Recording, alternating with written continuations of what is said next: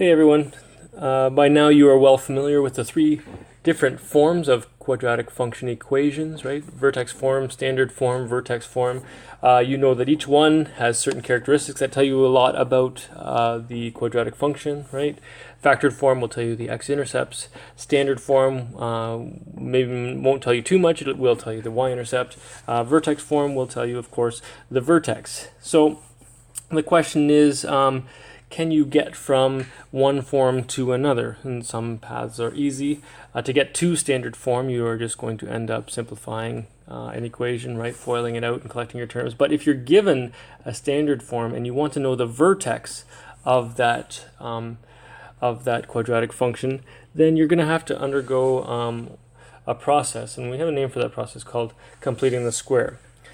In order to get to how completing the square works, we're going to just take a look at these three quadratic functions that we have pictured here. We're going to start with C, the one that's labeled C, and we're going to say, well, we know what that is. The equation of that is, it's got one x-intercept at -4. It must be, right, whether we're talking about factored form or vertex form, it's the same. Y equals x plus 4 squared, right? And if we were to convert that to standard form, then of course we just FOIL it out, x squared plus 8x plus 16. Okay, and I want to actually compare that to maybe D. Maybe we'd start with vertex form. We know that this vertex here is at -4, 5. So vertex form x plus 4 squared and plus 5. Now if we were to get that to standard form, we'd probably FOIL it out, so maybe I'll do that in 2 steps. Y equals x squared plus 8x plus 16 plus 5, and therefore collecting our terms x squared plus 8x plus 21. Looking maybe at the third one, E has a vertex here at -4, -4, so looks like this one must have a vertex form equation, x plus 4 squared minus 4, and again, if we were to take this and convert it to standard, we'd work this through, FOIL it, -4, collect our terms, and we would end up with y equals x squared plus 8x plus 12. Now, getting from vertex form to standard form is great, but what we're really interested in talking about is, can we get from standard form to vertex form? Now, we can, if we notice that in each of these cases we came from the same place, right? We notice that in our standard form we had an x squared plus 8x in each case, an x squared plus 8x, right? And we noted, or maybe we can notice that x squared plus 8x is the first part of the perfect square trinomial x squared plus 8x plus, well, what? What makes this a perfect square, or how could we finish this to make it a perfect square trinomial? Well, 16 completes this as a perfect square trinomial, right? Something that factors to 8x plus 4 squared. So if we work back one step at a time, we see that that's how we got there, right? X squared plus 8x happened because we had x squared plus 8x plus 16 in both cases. So we're going to actually work our way backwards doing the same thing. Here's an example. What is the vertex form of y equals x squared plus 8x minus 10? We're going to figure out what the vertex form is by saying, well, y equals x squared plus 8x minus 10. We're going to look at this 8x, or x squared minus 8x. We're going to say, just like we did over here, what number could I put in there to make that a full complete square? If it started with x squared plus 8x, then I know that to be a complete square, it would have 16. Now I've changed the entire equation, right?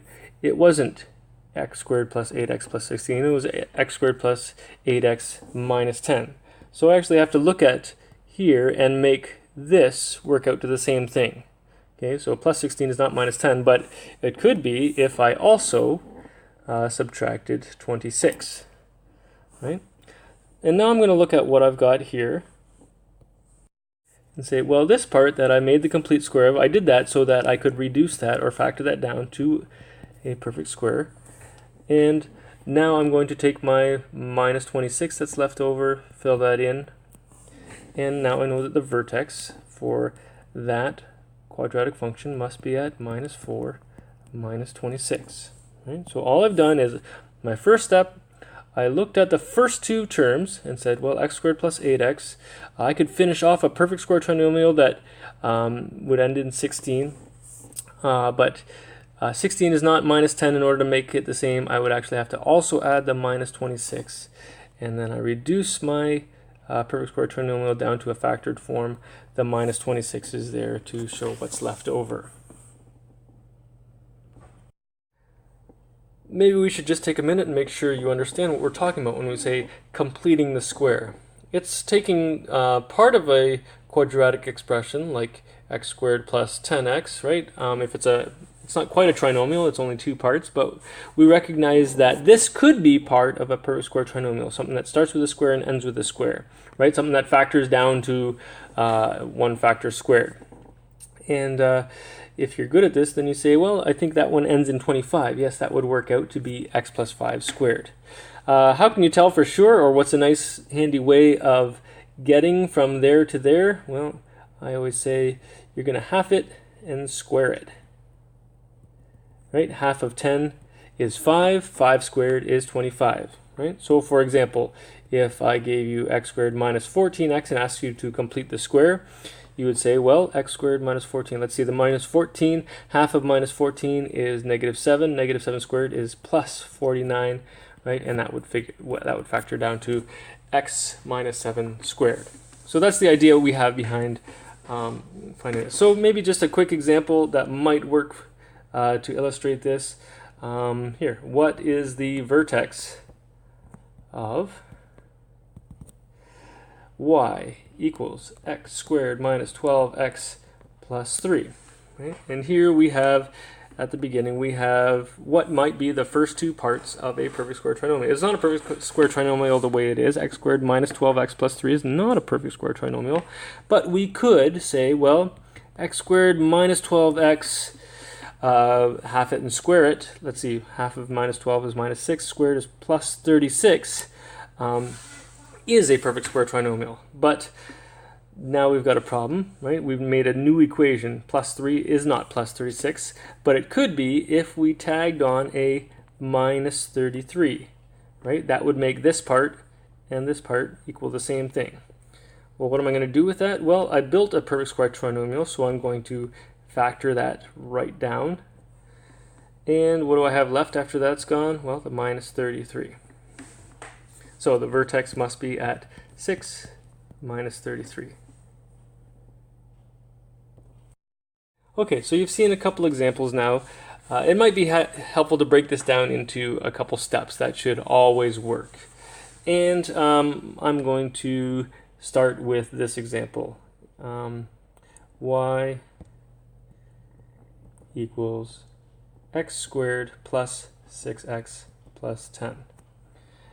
And the first thing that we're going to do is we are going to isolate the first two terms. And then we are going to complete the square. So we have x squared plus 6x. To complete it, we are going to half and square the 6. That will give us a 9, but we have to complete the square and balance that out by actually subtracting the same amount so that we don't actually change what's in the brackets. Okay, so this is a little bit different technique than I showed you before, but this one is nice because it always works. Notice that the plus 10 is still there. Now we're only interested in the perfect square trinomial, so we're going to keep that part of it, but we're actually going to kind of exile the minus 9. Now a minus 9 inside the brackets and a minus 9 outside the brackets, in this case, makes no difference. It might be a little bit different if we had an a value that was sitting out in front, but in this case, it makes no difference whether it's inside or outside. Notice, of course, that the plus 10 is still here. And we're pretty much done. All we have to do is factor down the perfect square trinomial, easily done, and collect our terms for the constant that's following behind.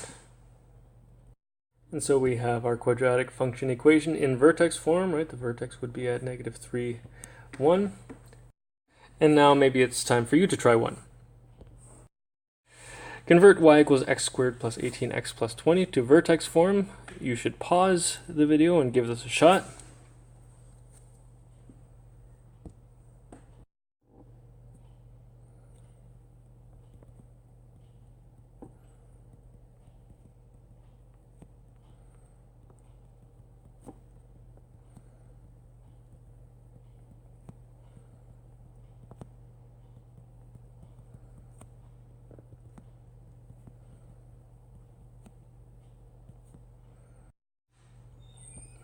And there you go, right? Half it, square it, add it, and subtract it. Kick out the -81, factor down the square, collect your terms, and there you go. All right, we're going to stop this video here. There's a related video called Completing the Square When A is Not Equal to 1 coming up.